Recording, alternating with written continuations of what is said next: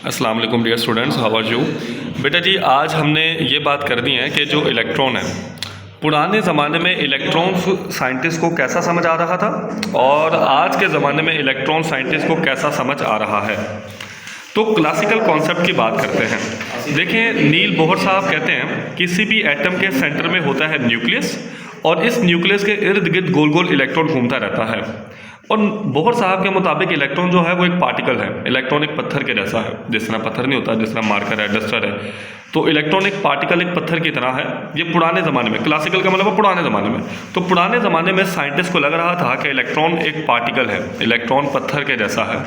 लेकिन जैसे जैसे हम थोड़ा सा एडवांस गए तो एल्बर्ट आइंस्टाइन आते हैं और वो एक एक्सपेरिमेंट करते हैं, फोटो इलेक्ट्रिक इफेक्ट, और उससे हमें ये बात समझ में आ जाती है कि जो इलेक्ट्रॉन है वो ना सिर्फ पार्टिकल है बल्कि वेव भी है। यानी इलेक्ट्रॉन ना सिर्फ पत्थर के जैसा है बल्कि रोशनी के जैसा भी है। तो पुराने ज़माने में साइंटिस्ट को लग रहा था कि इलेक्ट्रॉन एक पार्टिकल है। उसके बाद में आने वाले साइंटिस्ट को लगा ना, इलेक्ट्रॉन पार्टिकल भी है और इलेक्ट्रॉन वेव भी है। अब सवाल ये कि मॉडर्न अप्रोच, यानी आजकल के 2026 में जितने भी साइंटिस्ट हैं उनको क्या लगता है कि इलेक्ट्रॉन क्या हो सकता है। आज के ज़माने के साइंटिस्ट को लगता है कि electron is like a charged cloud या स्मोक। तो आज के ज़माने में साइंटिस्ट को लगता है कि ये दरमियान में बेटा आपको न्यूक्लियस नज़र आ रहा है, इस न्यूक्लियस के इर्द गिर्द बेटा धुआं मौजूद है। तो एक्चुअल में आज के ज़माने के साइंटिस्ट को लगता है कि इलेक्ट्रॉन एक धुएं की जैसा है।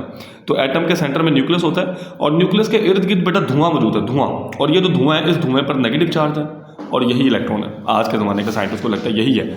और चूंकि बेटा ये सारा धुआं सा है तो इसके अंदर इलेक्ट्रॉन को ढूंढना काफ़ी मुश्किल है या लगभग नामुमकिन है। तो आज के ज़माने के साइंटिस्ट कहते हैं कि इलेक्ट्रॉन को इस धुएं के अंदर ढूंढना काफ़ी मुश्किल होता है, या सर्टेनिटी के साथ यानी श्योरिटी के साथ कहना कि इलेक्ट्रॉन कहाँ पर है, ये लगभग इम्पॉसिबल है। जैसे देखें ना बेटा, अब हमें ये बात तो पता है कि ये सारा धुआं है, यहाँ से लेकर यहाँ तक ये धुआं है, तो इलेक्ट्रॉन इसी धुएं के अंदर कहीं पर गुम पड़ा हुआ है, पर कहाँ पर है, एग्जैक्टली कहाँ पर है, इसके बारे में कुछ नहीं कहा जा सकता।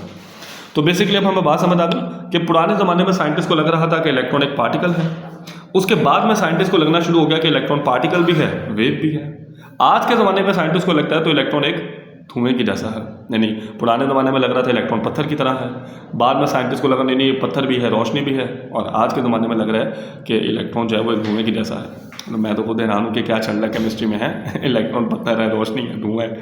तो बड़ा फिलहाल तो यही केमिस्ट्री में चल रहा है अभी आज के ज़माने में, और मुझे भी यही लगता है कि इलेक्ट्रॉन एक धुएं की तरह है, जिसके बारे में पक्का अंदाज़ा लगाना कि उस धुएं के अंदर इलेक्ट्रॉन कहाँ पर पड़ा हुआ है काफ़ी मुश्किल है। और इसकी प्रोबेबिलिटी का मतलब होता है चांसेस, काफ़ी कम है कि हम कहाँ पर उसको बता सकते हैं।